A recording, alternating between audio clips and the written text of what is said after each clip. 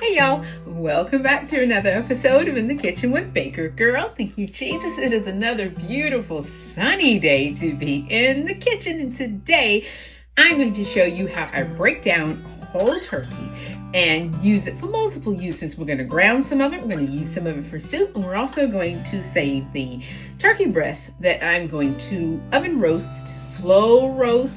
I'm going to brine it, then slow roast it in the oven and slice it and use it for turkey sandwiches. So that's what's happening in the kitchen with Baker Girl today. Now, don't forget to like and subscribe and stay tuned so you won't miss out anytime when I upload a video. So pull out your butcher's knives and your butcher's board, put on some gloves, and let's get to butchering a turkey. Now, the first thing to do is remove the netting, and because all of these turkeys have nettings on them usually, that just allows them to pick the turkey up easier, because turkeys, not only are they usually very heavy, they're also very cold because normally they're frozen. So the netting just helps you and anybody else having to handle the bird. It helps you to pick it up. So remove the netting. Now, this is a 14-pound turkey, which is just perfect. I am not a massive fan of roasting whole turkeys. As a matter of fact, I think I've only ever done a couple of them. My mother did. Mom roasted loads of turkeys. And I mean loads of turkeys. She normally roasted maybe 2 turkeys, and she would cook turkeys all year round. It wasn't just that she would cook turkeys anytime. If turkeys was on sale and she had a stash of turkeys in the freezer, out comes 2 turkeys, and Mama put them in the roasting pan inside of the bag and roast them in the oven. And then she would use them for different things. But I'm not such a massive fan of just a straight up roasted turkey. I have always broken down my turkeys and used them for multiple purposes. I mean, in our house, putting a bird in the center of the table and carving it is not something we're necessarily interested. If that's your thing, then that's fine. But in our house, we don't really care about that sort of thing. It's put the food on the plate is the main thing. So now, most birds, when you thaw them, they will contain quite a bit of water. So I'm actually going to take it out of its wrapping in the sink, because otherwise it would just be a total mess. So I'm going to go ahead and get it out of its wrapping and get it back on the counter. Oh, now one more thing before I start touching my turkey and all. I do want to say I am very much a mise en place cook, meaning I have what I need laid out already. So I have sheet trays and I have a large bowl. All of these things, I have them ready. I have knives. All of these things I have ready. So when I actually start touching the bird, I don't have to be, touching all of these or rambling in cabinets looking for other things. That just keeps down cross-contamination. And yes, you stop randomly and wash your hands, but still, it's good to have all these things out. So if you're in the middle of whacking and you need a bowl, you don't have to stop, because then you have turkey fingers and then you have to stop and do it. You can just reach and get that pan that you need and then keep going. That is one of my best tips when cooking anything that involves meat. Always have what you need laid out. If I'm doing meatloaf, I put everything into the bowl first, and the meat is the last thing that goes into the bowl. Therefore, I have my pan already out, greased, ready to go. So when I start mixing meatloaf and I start shaping meatballs, whatever, I can put them right into the pan, and then I can remove my glove or I can go wash my hands, and I don't have to worry about touching other things, because when you're working with meat, you do want to make sure you're following all the common sense, whether they're written, posted, or whatever. Use common sense when you're cooking, when you're handling raw meat. All right, so I've got the turkey out of its packaging, and if I look in the inside, I can see it's still pretty, don't you go nowhere, it's still somewhat frozen on the inside. I don't know if you can see that, but it's still frozen.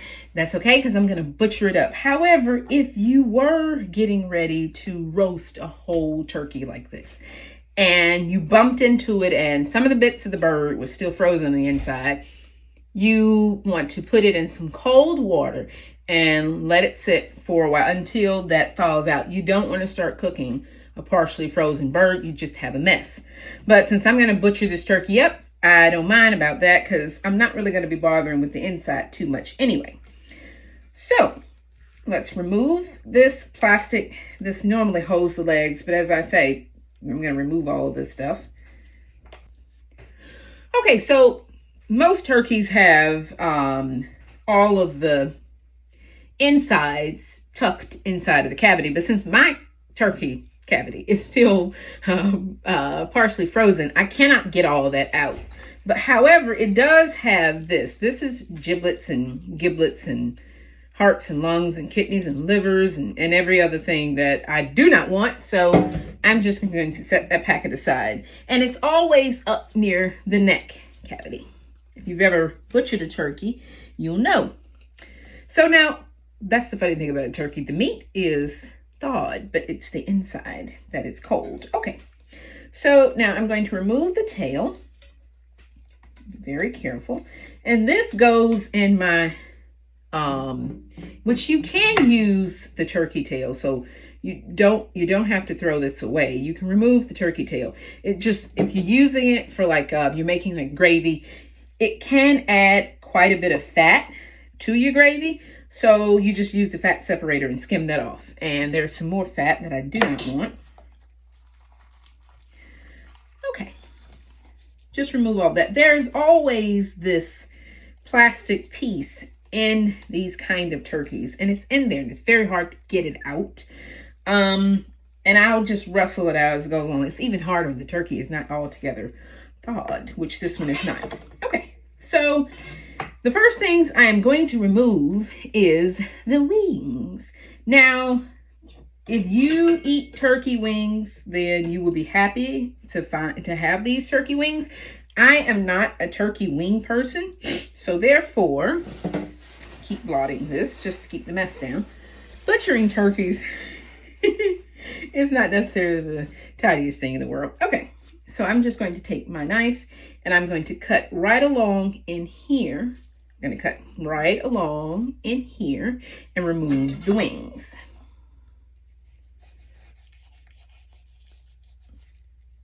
Cut there. And then cut in here. You can kind of use a smaller knife. Smaller knife helps you see what you're doing. And there is always that joint that you have to find. There it is. Whew. Once you find that joint, it's very easy, but you kind of have to feel for it. Okay, cut right along there. Now, most people in my family are mad about turkey wings and turkey legs and turkey other things. As I say, I don't look at turkey as chicken. And by the way, turkey and chicken is two very different things. Yeah, they're both birds, but they are two different types of meat in a lot of ways. Now, I'm going to cut off the wingtip, and I'm going to use this for soup. I'm going to set my turkey wing right over there. Okay, so follow the same procedure, which is to just trim right around the top of the breast, right around there. Right there. Turkeys are slippery. Sometimes it helps. You can just flip them right over, actually. There we go. Okay. And then right along here. And then just feel around with your knife.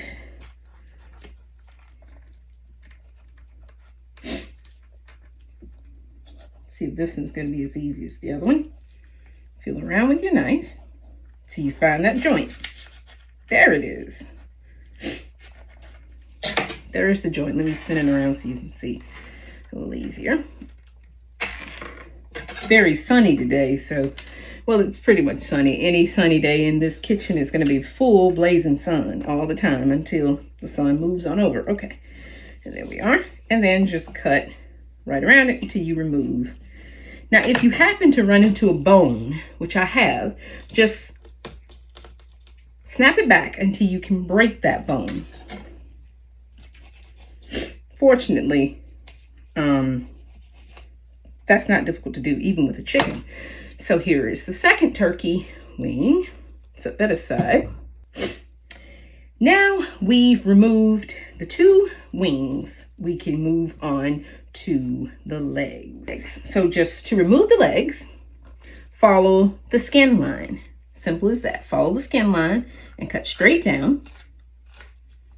And you can kind of peel it back and begin to see what's going on. If you peel it back, you can kind of see what's going on. So just peel it back. The more you cut, the more you can peel. I'm actually going to switch to my bigger knife for this. So if I peel it back, the skin is a good indicator of where everything is on a bird, because the skin line will show you just like right through here. And if you've ever broken down a chicken, you kind of know. So I'm going to cut right along here, because that's the top of where the thigh meets the backbone, right along there. And one thing I want to say about wild turkeys are very different from a turkey that we buy in the grocery store, because a wild turkey cooks very, very differently. And if you don't know what you're doing when you're cooking a wild turkey, you can ruin a wild turkey. Ask me how I know. They're very easy to ruin. So if you happen to get your hands on a wild turkey, ask somebody, say a hunter or a friend, or maybe watch some YouTube videos, how to cook a wild turkey, because you can mess them up so easily. And once they are dry, they're dry and they're tough, and there's no going back once you ruin a wild turkey. So you might want to do a little studying up on that before you tackle a wild turkey. Okay, so let me get cracking. Hurry up. I'm running my mouth about wild turkeys. So flip the turkey over and then find that joint. And that joint sits right in there, right? And you pull that apart. So find the joint and then just snap it. Just like that. Just snap it. And cut straight down. There we are. Cut right through there. There we are. And there is the turkey drumstick. Like that. And you can roast these. These are delicious. I actually buy these from time to time when I'm at certain markets, and they have whole birds like this. And then they have cut up pieces of turkey. I like to get the turkey thighs. And as you can see, it looks just like a chicken leg quarter. So I'm going to set that aside and do the other one.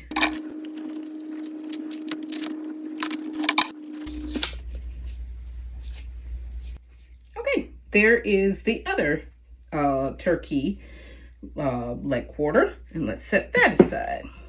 Now we're left with the breast and, whoops, very slippery breast. Now we're left with the breast and the remainder of the carcass. Now I've got to remove the breast. Now you can do this two ways. If you want to roast a turkey breast, like a whole turkey breast, you can remove the breast from the remainder of the carcass, which would be a cut here and a cut here.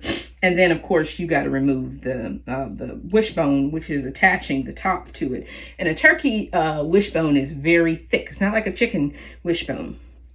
And leave the skin, and you can roast this whole, and you have a whole turkey breast to roast just as it is. So that's entirely up to you. If you buy several turkeys and they're on sale, you can, you'd have a whole bunch of turkeys, and then you could do this or you can do that, which is a good idea, because you can put this up. You can seal this, back wrap it, and then put it in the freezer, and you would have whole turkey breast to roast. Or you can separate them and use them, fillet it and open it up, kind of like and then fill it with stuffing and roll it up and have, I forget what you call that. It does have a name, I forget. But that's one thing you can do with the turkey breast. Or you can do, as I plan on doing with mine, which is to separate it from the bone. And I'm going to brine mine, and then I'm going to slow roast it in the oven and have oven roasted turkey breast. But whether you choose to leave it whole or split the left and the right, that's entirely up to you. And also depends on how you're going to serve your turkey. However, I am not going to be adding this to my dark meat and grinding it up, because this is good stuff and I want to use this for something else. Okay, so to remove the breast from the carcass, from the remainder of the turkey, I'm going to once again follow those familiar bird lines that we all familiar with by simply cutting right along here. Now this is the breastbone, that's the rib cage. You can leave that attached, but I'm not going to. I'm just going to cut right along this line here. And the rib meat, the rib area shows you where to cut. So as you cut, you can kind of feel it. And just snip that along there, peeling it back. And cut right along here. Oh, there's the wishbone. I felt it. Okay. So there we are. And then cut right down through here. And a small knife works best when you're cutting like this. Okay. Now I'm bumping into that center bone that runs right down through the bird. So now I want to flip it over and do the same thing on this side.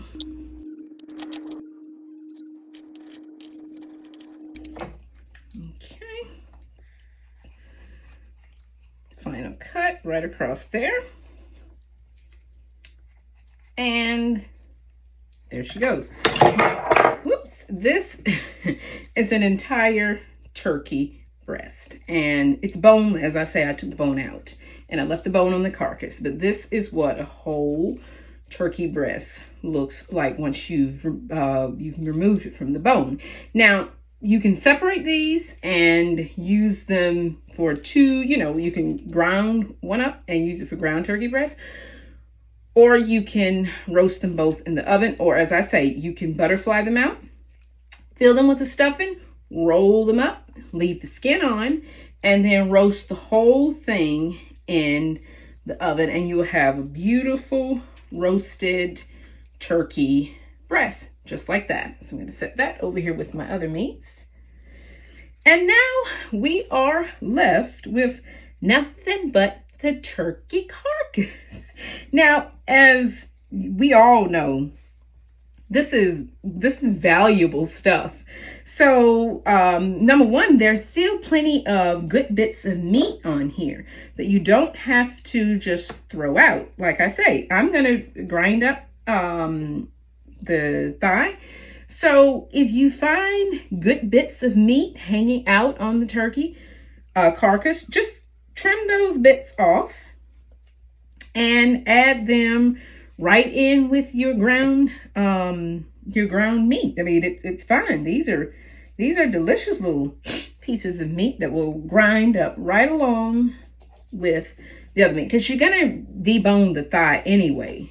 So you just want to trim away a lot of that excess fat, because I'm not interested in grinding up all of the fat with it. So I just pull that off. But there are still a lot of good bits of meat on here. So, and before you throw your carcass into your soup pot, you can just go out and cut off those little bits of meat. Now, as I say, there are really another package of the turkey neck is in here. You can use that for a whole nother batch of turkey stock, which my mother made plenty of. Not directly turkey stock, but when she would roast a turkey, she roasted it in the bag, and there were plenty of stock that was in the bag. So don't waste the drippings. But you can take the neck and the wing tips from the turkey wings. You can add those to your turkey stock and make a broth out of that. So you don't have to chuck this whole thing in a pot, and you can break it up and kind of stretch it out, because at the end of the day, if you're making turkey stock, you cannot add but so much water to it anyway, or you'll just end up diluting it. So I have the entire bird broken down. I've got the 2 wings, I've got the turkey breast, and I have the 2 drumsticks, the 2 leg quarters here. Now here I have the carcass, and this is what goes into your soup pot for soup. And I also have the neck and I have the tail. Now, all of these are soup pieces. Now, this is the extra bits of meat that I was able to cut off of the carcass because, as I say, that meat would just get wasted because it's going to get boiled into the stock pot. Now, I'm going to go ahead and start making some stock because I'm going to make some soup and I do want some stock. So I'm going to go ahead and get some of these pieces into my Instant Pot and get that working. So while I'm grinding up my meat, I can have my stock ready because I'm going to fix my soup. I'm going to cook my soup in my Instant Pot. So I'm going to go ahead and get some of these things into the Instant Pot to make a turkey soup right now. There's no need to wait. Go ahead and put some in the pot and let it start cooking. So now I'm ready to start putting up or doing something with the bits that I'm not going to use today. So I have some freezer bags here. I'm going to go ahead and put my turkey breast in here.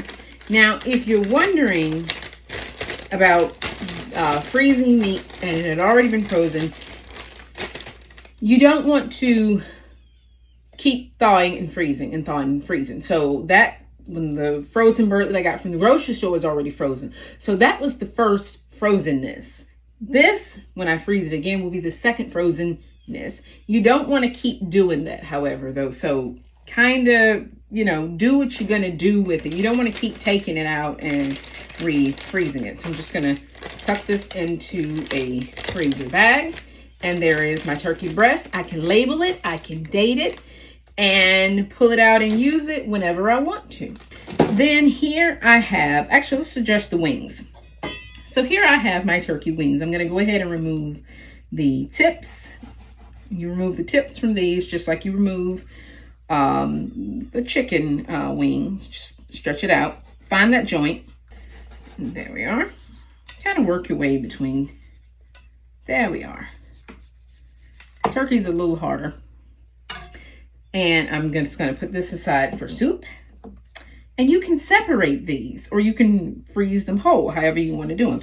I'm going to separate them because I don't bake giant batches of stock very often. So sometimes, well, let me rephrase that. In the summertime, I make larger batches of stock because I don't make it as often. But in the wintertime, when I'm, I have maybe a bit more time, I can always just throw a batch of it in. And these are good to freeze single file and put them in a freezer bag. And I'll explain what I mean by freezing single file. This wing is giving me some trouble. Let me grab my little knife. This should be very easy and very simple, but I never have a good time removing those wing joints. Okay, there is another one. All of that is good soup stuff. So aside from the skin and those insides in the little bag that come in the turkey that, as I say, I never use those. I don't know if Mama did either. I don't think she did. I'm not, some people like to just use everything. I'm not quite about guts and insides and all of those things. By the way, for all of my subscribers who are vegan, I do apologize. I don't mean to offend anyone, but we eat meat in our household. So if you do not eat meat, as my brother does not eat meat, he wants nothing to do with it. He doesn't want to hear about it. He doesn't want to see it. I apologize. So I have got my my turkey wings separated, and like I say, you can freeze these individually. So what I'm going to do is I'm going to wrap each one individually up. I have a large roll of plastic wrap. You wrap each one up, and then I can put them all single wrap inside of a freezer bag. So when I want a turkey wing, either part, I can just reach into a freezer bag and pull it out and use it. And I don't have to worry about unthawing a whole, bag of something or freezing little teeny bags of things. Now, you can roast these just as they are. Members of my family dearly loves turkey wings. They're just they look like gigantic chicken wings. But you can roast these and cook them as a separate dish. That's a good idea if you like that sort of thing. When I see things like this, I'm kind of like my mama. I think of soup and stock, not necessarily meals. So now it's time to remove the thigh and the drumstick. And that's very simple. All you do is, once again, follow those familiar lines. Cut right down here. Cut right here. And then when you bump into a joint, because you will bump into a joint, just kind of pull it back and see where that joint goes. You can use a small knife or you can use a larger knife to figure that out. But just find out, where does that joint go? Cut this bit of skin. And I can see the joint is right along here. Because turkey bones are much thicker and stronger than a chicken wing. There we are. Found that joint.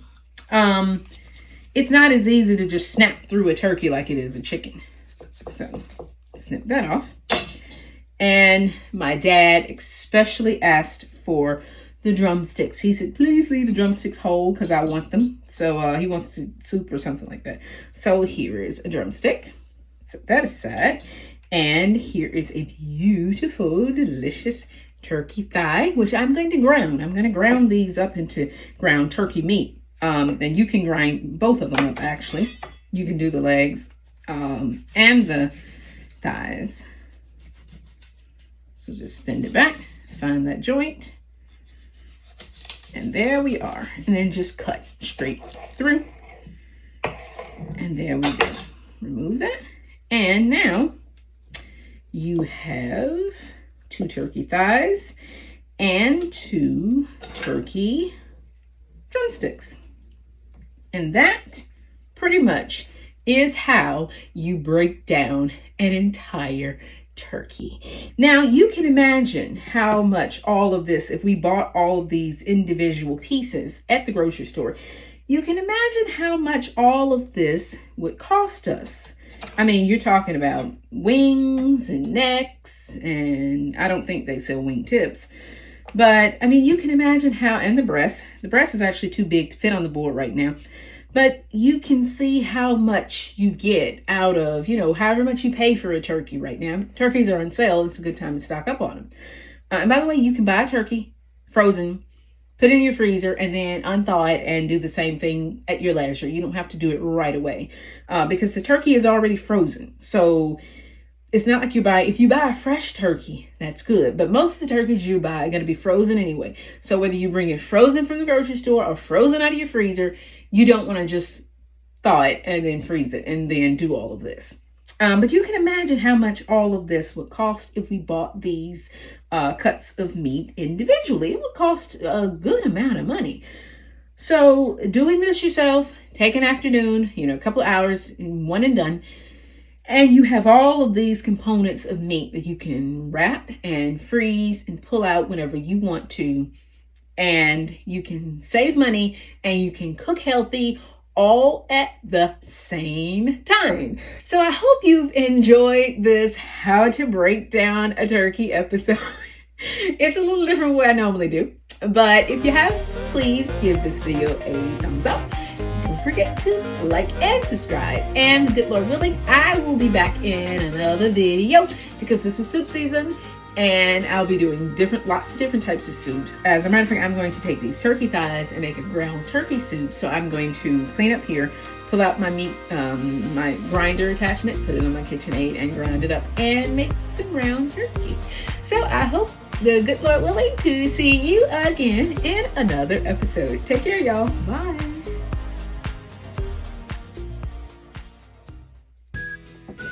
So to make my turkey stock, I'm just putting, I'm actually going to do this on the stovetop. I can do this in my Instant Pot, but I would need to break my turkey carcass down, and my Instant Pot is in use for something else, but if you do it in an Instant Pot, you can.